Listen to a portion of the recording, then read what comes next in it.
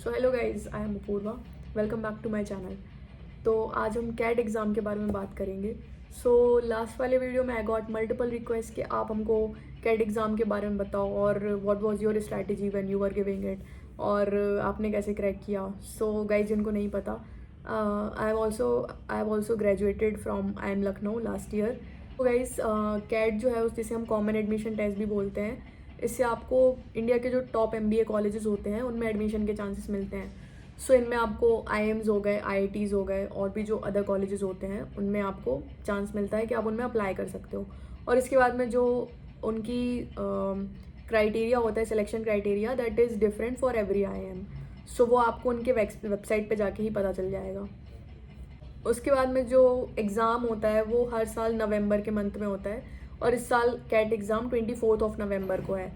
और इसमें जैसे कि इसका जो रजिस्ट्रेशन की बात करें तो वो इन द मंथ ऑफ अगस्त या सितंबर में शुरू हो जाता है।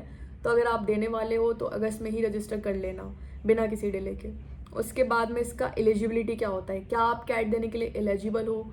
सो guys, if you are having minimum of 50% of marks, then you are eligible for CAT exam. इतने अगर बैचलर्स डिग्री में आपके मार्क्स हैं 50%, तो फिर you are eligible to give CAT exam. और कैट एग्ज़ाम का जो सिलेबस है या इसका पेपर पैटर्न है वो कैसा होता है। So it consist of 3 section. First is verbal VARC, second is data interpretation and logical reasoning, and third is quants. So first जो होता है उसमें आपको जो वर्बल सेक्शन होता है उसमें आपको parajumbles, sentence completion, reading comprehension या फिर ग्रामर, इस तरीके के जो क्वेश्चंस होते हैं वो मिल सकते हैं। सेकंड जो होता है data interpretation and logical reasoning, उसमें आपको जो बार ग्राफ्स होते हैं, पाई चार्ट्स होते हैं, या फिर लॉजिकल रीजनिंग पजल्स होते हैं, उस टाइप के क्वेश्चंस आपको LRDI में देखने मिलेंगे। एंड थर्ड सेक्शन है वो होता है क्वांट्स। क्वांट्स में आपका बेसिकली अलजेब्रा हो गया, अर्थमेटिक हो गया, ज्योमेट्री हो गया, या फिर मॉडर्न मैथ्स हो गया। तो इस तरीके के क्वेश्चन आपको क्वांट्स में देखने को मिलेंगे। सो ये हो गया 3 सेक्शन। अब इनका जो मार्क्स होता है, सो 198 मार्क्स का कैट एग्ज़ाम होता है, जिसमें आपके 66 MCQs, 66 question MCQ non MCQs होते हैं, मोस्टली MCQs ही होते हैं। और -1 का नेगेटिव मार्किंग है किसी भी गलत क्वेश्चन पे, और +3 आपको पॉजिटिव मार्क्स मिलेंगे अगर आप सही क्वेश्चन करते हो तो। अब ये 3 स्लॉट्स में होता है। जैसे नवंबर में जब एग्ज़ाम होगा 24 को, तो एक मॉर्निंग स्लॉट होगा, एक आफ्टरनून स्लॉट होगा, फिर एक इवनिंग स्लॉट होगा।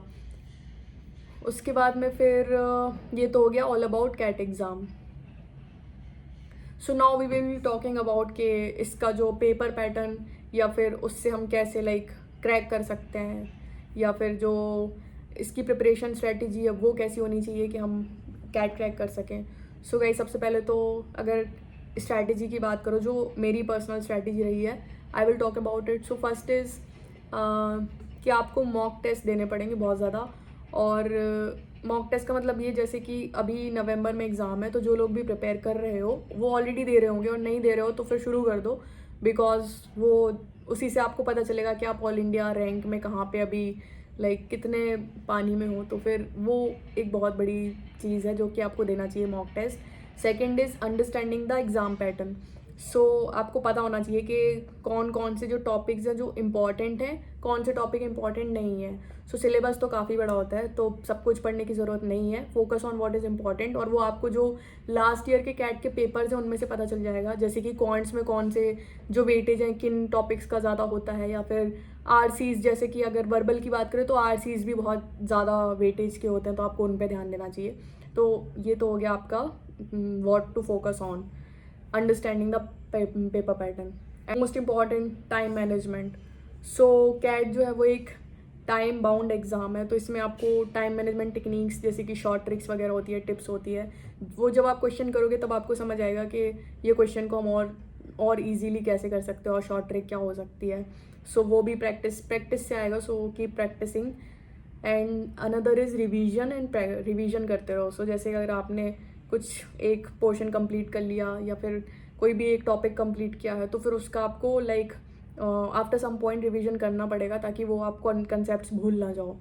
उसके बाद में maintain a healthy lifestyle, have a balance diet, exercise regularly. वैसे ये ज़रूरी नहीं है, but if you keep it you will stay focus, and definitely आप फिर क्रैक कर ही सकते हो. It is not a like rocket science, so it is just simple. Just stay focused and be calm, be confident about it, and all the best for your CAT journey. So guys, जिन्होंने भी subscribe नहीं करा है, please subscribe to the channel and we will meet another in another video again about जो भी आपके queries होंगी. So just comment on the video कि आपकी क्या क्वेरी है, या फिर about what you wanted to learn more. See you in the next time. Bye bye.